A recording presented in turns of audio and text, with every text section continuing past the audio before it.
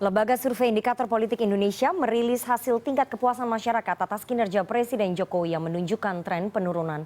Selain itu, survei menunjukkan 44,1% masyarakat tidak puas dengan praktik demokrasi di tanah air. Hasil survei juga memotret pandangan masyarakat yang menilai keadaan ekonomi nasional buruk. Bagaimana Istana merespon turunnya kepercayaan publik ini? Untuk membahasnya lebih dalam, kita sudah terhubung melalui sambungan Zoom dengan Direktur Eksekutif Indikator Politik Indonesia, Burhanuddin Muhtadi. Selamat sore, Mas Burhan. Sore Mbak Rifana, sore Mas Fajrul. Dan ada Yang Mulia Fajrul Rahman, juru bicara Presiden Republik Indonesia yang sebentar lagi akan jadi duta besar. Terima kasih sekali sudah meluangkan waktu untuk CNN, Bang Fajrul. Baik, terima kasih. Belum dilantik nih, belum dilantik. Oke, tunggu pelantikan tapi saya sudah panggil Yang Mulia. Oke, kita ke Mas Burhan terlebih dahulu yang punya survei. Mas Burhan, hasil survei indikator menunjukkan ada penurunan kepuasan terhadap kinerja Presiden sebesar 58,1%. Ini lampu merah karena angka ini sepertinya terendah selama 2 tahun terakhir, Mas Burhan. Ya, wake up call, saya sebut demikian. Meskipun sebenarnya kalau kita lihat, banyak kepala pemerintahan di dunia yang mengalami penurunan approval rating bahkan sampai di bawah 40%. Jadi tergantung kita melihatnya. Kalau pakai gelas setengah penuh, minimal approval rating presiden masih di atas 50%. Itu batas aman psikologis. Tapi kalau pakai gelas setengah kosong, bagaimanapun tren penurunan approval rating presiden sudah terjadi 2 tahun berturut-turut. Jadi sebelum kita mengalami pandemi, ya, itu approval rating presiden 72%, sekarang tinggal 58%. Jadi memang ada penurunan secara terus-menerus yang perlu diantisipasi dan salah satu penyebab utamanya adalah aspek ekonomi. Jadi dari sisi kepuasan terhadap bagaimana Presiden Jokowi menangani pandemi ada peningkatan. Ada peningkatan. Jadi dan itu terkonfirmasi oleh penurunan kasus harian COVID, tingkat kematian COVID yang menurun drastis. Kemudian Indonesia dalam waktu belakangan juga dipuji banyak negara karena sukses menangani COVID dengan memakai metode gas and rem. Terakhir adalah melalui PPKM. Tapi PPKM sendiri persepsi oleh publik dari kacamata ekonomi, di mana mobilitas mereka dalam melakukan upaya untuk mencari nafkah, ya, itu terhambat dan karenanya mereka mempersepsi secara negatif kondisi ekonomi nasional dan itu kemudian memukul approval rating presiden. Jadi kalau saya membacanya ini yang menjelaskan approval rating presiden terutama adalah aspek ekonomi. Jadi masyarakat mengapresiasi PPKM dari sisi aspek kesehatan, tetapi PPKM semata-mata dilihat dari kacamata ekonomi yang kemudian buat mereka menjadi kurang puas terhadap kinerja presiden. Jadi respon publik itu tidak hitam putih. Jadi mereka mengapresiasi di satu sisi, tapi di sisi lain ada kebutuhan ekonomi yang membuat mereka merasa terganggu, ya, terutama sejak masa pandemi, dan ketidaknyamanan itu dilampiaskan dengan penurunan kepuasan terhadap Presiden Jokowi. Oke, Bang Fajrul, ini wake up call kalau menurut Mas Burhan. Bagaimana kemudian Istana menanggapi turunnya kepuasan masyarakat yang cukup drastis selama 2 tahun? Artinya sebelum pandemi ini kepuasan masyarakat sudah turun terhadap kinerja Presiden. Ini wake up call kalau kata Mas Burhan, Bang Fajrul. Terima kasih sebenarnya kepada Indikator Politik Indonesia dan Mas Burhanuddin atas survei terbarunya, dan ini memang betul tadi kita memang melihatnya mestinya dalam mau melihat cangkir ini setengah penuh atau setengah kosong. Yang paling menarik yang terima kasih kami adalah berhasil menunjukkan survei ini bahwa kinerja pemerintah dalam menangani pandemi melalui protokol kesehatan 3M itu tinggi sekali, 81,5%. Ini betul-betul menunjukkan bahwa upaya kami sebagai pemerintah untuk menangani pandemi dengan protokol kesehatan 3M itu betul-betul diterima masyarakat. Termasuk juga menilai pemerintah tegas dalam kebijakan protokol kesehatan itu juga 77,6%. Nah, yang menarik juga adalah survei ini menunjukkan awareness terhadap vaksinasi itu 97,4%. Dan dukungan kepada vaksinasi itu 86,9%. Jadi kami cukup bergembira dengan hasil ini sebenarnya. Jadi di satu sisi bahwa apa yang dilakukan oleh Presiden dan di sini memang Burhan membedakan antara presiden dengan pemerintah. Ya. Nah, jadi pemerintah dianggap bahwa berhasil dalam menangani problem penanganan COVID-19. Memang ada masalah di dalam demokrasi, walaupun kami selama ini kan menggunakan indeks demokrasi Indonesia yang dikeluarkan oleh TPS. Nah, di sana sebutkan mengenai ada variabel, ada 11 variabel, ada 28 indikator, dan sementara yang dikeluarkan ini kan hanya satu pertanyaan yang abstrak tentang demokrasi. Nah, ini juga bisa menjadi catatan untuk Mas Burhan juga menurut kami. Oke, Mas Burhan, tadi Anda mengatakan bahwa salah satu penyebab turunnya kepuasan masyarakat terhadap kinerja Presiden adalah aspek ekonomi. Tapi selain aspek ekonomi, apakah kemudian ketidakpuasan masyarakat terhadap praktik demokrasi di tanah air itu juga menyumbang ketidakpuasan masyarakat? Artinya menyumbang penurunan kepuasan masyarakat terhadap Presiden, Mas Burhan? Ya, memang dua-duanya punya kontribusi terkait dengan penurunan approval rating presiden. Meskipun yang paling kuat menyumbang penurunan kepuasan terhadap presiden adalah ekonomi ya. Jadi kita sudah melakukan uji regresi untuk mengecek itu, dan ekonomi matters. Dan menurut saya Presiden Jokowi sebenarnya sadar betul ketika PPKM darurat itu di launching, itu pasti punya efek terhadap ekonomi. Tetapi masalahnya adalah varian Delta kan menyerang dari segala penjuru. Dan kalau misalnya Presiden tidak melakukan sesuatu untuk mengerem laju mobilitas penduduk, tentu yang harus dipertaruhkan adalah nyawa. Jadi kalau saya melihat memang Presiden sadar pilihan yang diambil, tetapi dalam konteks kebijakan tidak ada pilihan kebijakan yang menyenangkan semua pihak. Dan harga itu dibayar dengan popularitas Jokowi yang turun karena penggunaan PPKM ya, yang punya dampak mobilitas. Tapi dalam soal demokrasi, menurut saya memang sudah saatnya Presiden manggil seluruh jajaran pemerintahan untuk menunjukkan komitmen penuh terhadap demokrasi. Karena kalau kita lihat beberapa waktu terakhir, itu alarm bunyi kencang itu. Mulai dari penyampaian aspirasi yang seringkali direpresi ya oleh aparat, meskipun tidak seluruhnya oleh pemerintah pusat ya, tetapi kan ada aparat kepolisian atau aparat pemerintah daerah misalnya terkait dengan mural gitu. Kemudian juga misalnya dalam kasus kolega saya Saiful Mahdi di Tasyakuala yang memberikan kritik terhadap kampusnya, tapi kemudian dikriminalisasi. Jadi ada banyak contoh yang terjadi dalam beberapa waktu belakangan yang menurut saya perlu disikapi oleh Presiden, karena efeknya bukan semata-mata kepada demokrasi secara umum, tapi juga punya efek politis ya terkait dengan penurunan approval rating Presiden.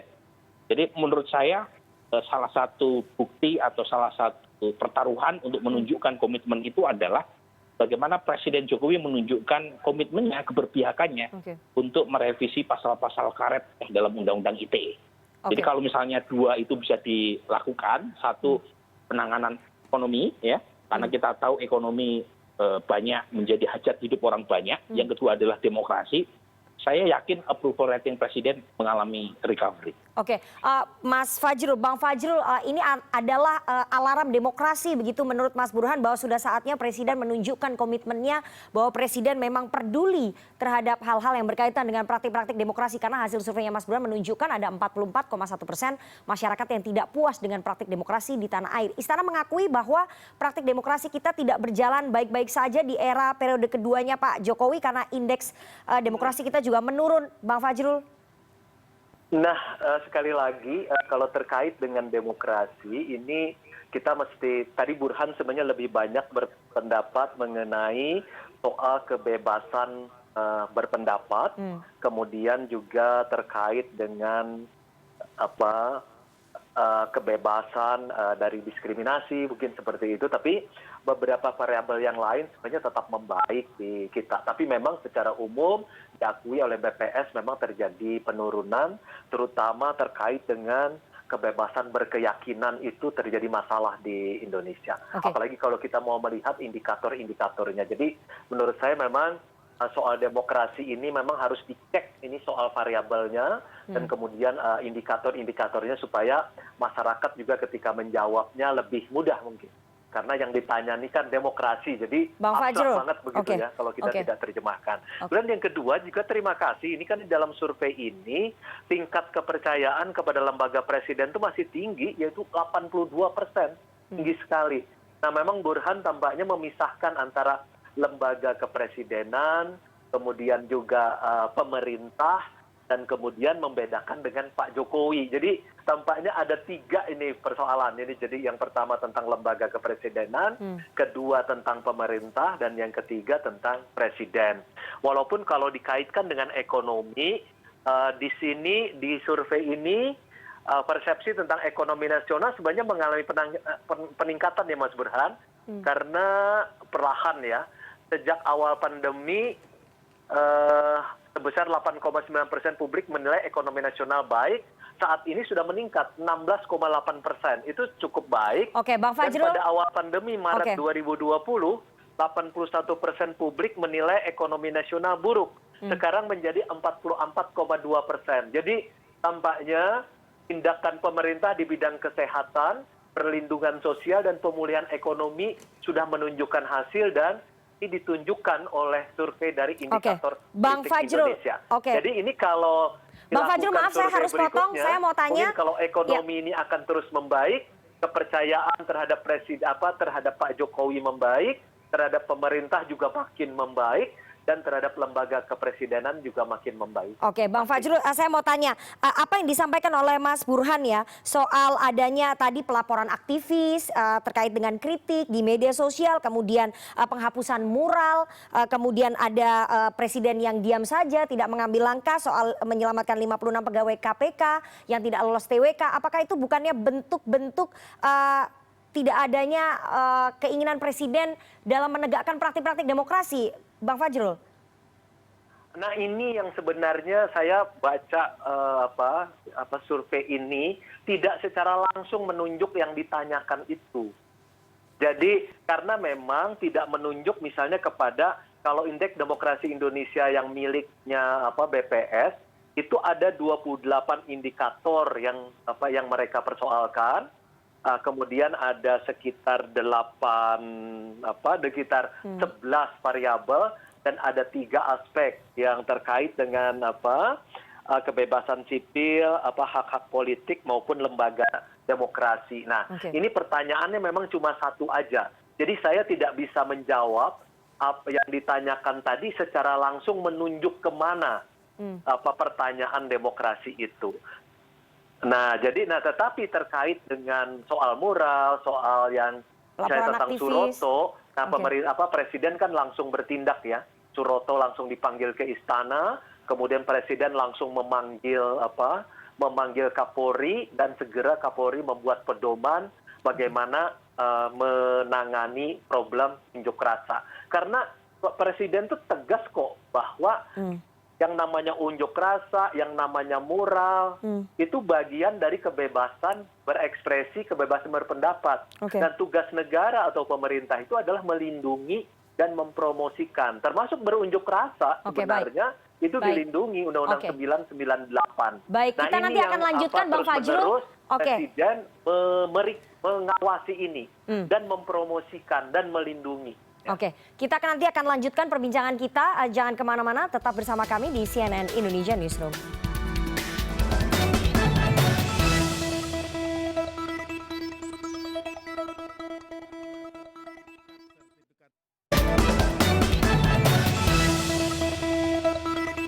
Anda masih bersama kami di CNN Indonesia Newsroom dan kita akan lanjutkan perbincangan kita dengan 2 orang narasumber. Ada Burhanuddin Muhtadi, Direktur Eksekutif Indikator Politik Indonesia, dan ada juga Fajrul Rahman, juru bicara Presiden Republik Indonesia. Saya mau ke Mas Burhan terlebih dahulu. Mas Burhan, kalau dilihat trennya ya bahwa penurunan kepuasan masyarakat terhadap kinerja Presiden ini sudah berlangsung sebelum pandemi ini terjadi, dan ini Presiden baru menjabat 2 tahun sejak terpilih 2019.